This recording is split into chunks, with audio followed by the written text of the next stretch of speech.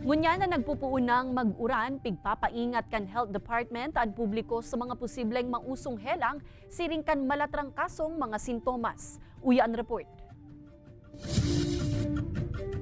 Nagriribayanin init lipot ngunyan, mantang garo nagtatransition na ang tig-init sa tig-uran. Wild weather ba?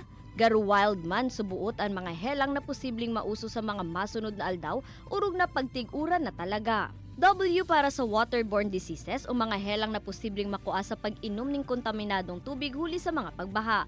I para sa influenza-like o malatrangkasong mga sintomas, siring kan abo, sipon asin pagkulog kan lawas. Bakit dumadami ang nagsisipon, nagsusore throat? Maaaring dahil yan sa pagbago ng panahon ng ating lalamunan.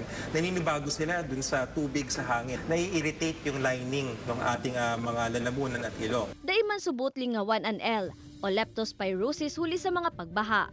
Asin ang dengue asin iba pang helang na darakan mga lamok, siring kan Zika asin chikungunya.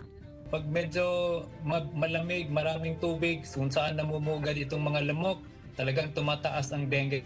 Para sa wild diseases, pigbabantayan man ang naglalangkaw na kaso kan COVID-19, huli ta posibleng magluyan na ang bisa kan mga ipigtudok na COVID-19 vaccines kan pandemya.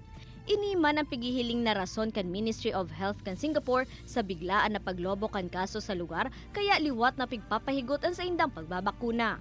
May mga reformulated vaccines na, mga updated COVID vaccines, kaya lang hindi available yan dito sa Pilipinas. Talagang mag-ingat tayo at magmatsyag sa mga sintomas natin dahil pwede tayo mag-severe, especially do sa mga matatanda, even if you are vaccinated. Sa Pilipinas man, hababaan hospital utilization rate sigon sa Department of Health.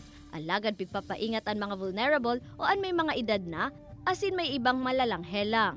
No requirement for border control, no requirement for mandatory masks, no requirement for additional vaccination. But we're monitoring the cases. Sa Pilipinas man, hababaan hospital utilization rate sigon sa Health Department.